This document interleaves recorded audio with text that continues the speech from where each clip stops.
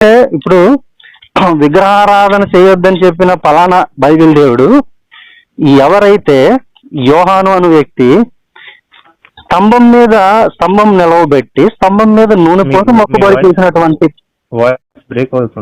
Break అవుతుందా? ఒక్క నిమిషం.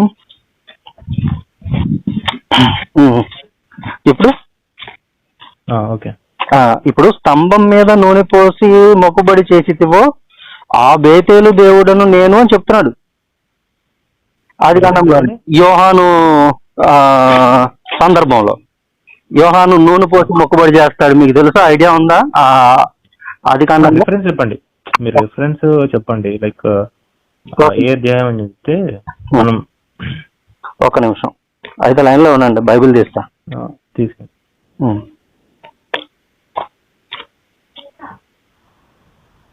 డాడీ.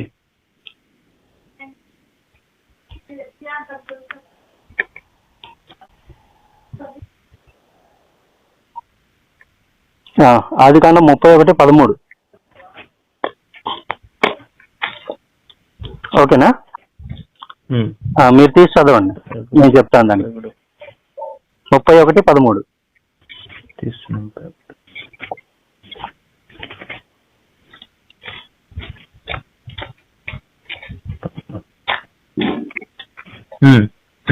చదవండి. నీవెక్కడ స్తంభము మీద నూనె పోసితివో అక్కడ నా మొక్కుబడి చేసితివో నాకు మొక్కుబడి చేసితివో ఆ బేతేలు దేవుడను నేనే. అది అంటే ఏం చెప్తున్నాడు అక్కడ?